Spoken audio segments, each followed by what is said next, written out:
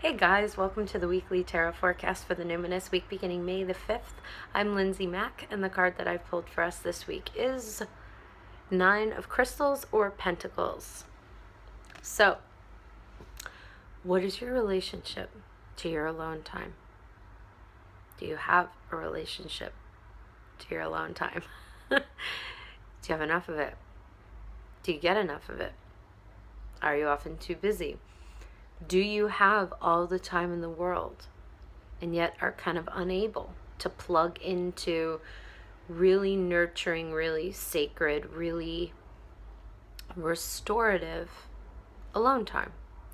This is what Nine of Crystals is really posing to us this week. And it sort of flows in two directions for all of us. The first direction that Nine of Crystals is going to be kind of bringing us in is, can you enjoy your life?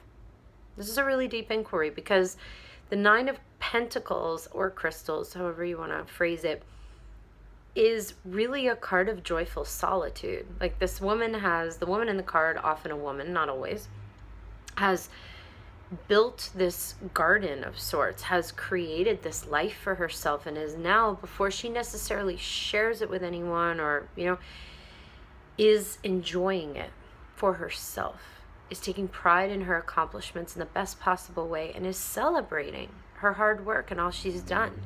And it's not necessarily a card of solitude in that we have to leave everything behind. It's that we get to.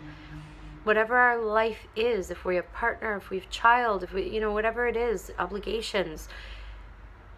Nine of Crystals is a time where we can start, if we haven't already, building in time for us so that we can fully embrace and be enriched by all we share with other people.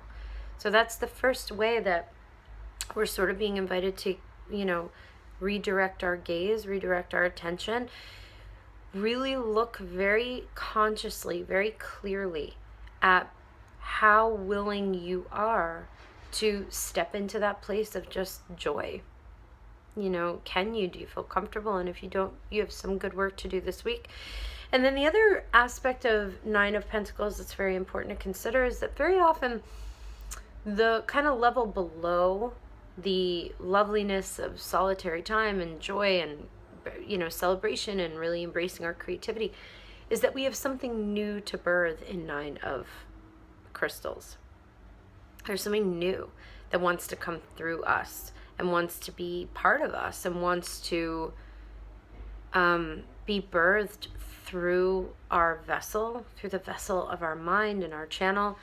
And it can only happen if we have space. It can only happen if we have some alone time in which to do it. So it's a twofold thing. How can you carve out the time for joy just because? And how can that joy lend itself to further creativity, further birthing, actually stepping onto the master's path in some way? We really have something to come through. And whether we're talking about intuitive hits or an artistic endeavor or whatever it might be, a book, it can really only come through if we're in a space of willing to let it, if we're in a space of enough solitary time in which to let it come through. There has to be the space in order to let this thing come through. So this week, look at both of those. Look at how often you give yourself enough free time and alone time, and how often you can create something in it. Nine of Pentacles is a really beautiful energy, so enjoy it this week, and I'll see you next time. Okay, bye-bye.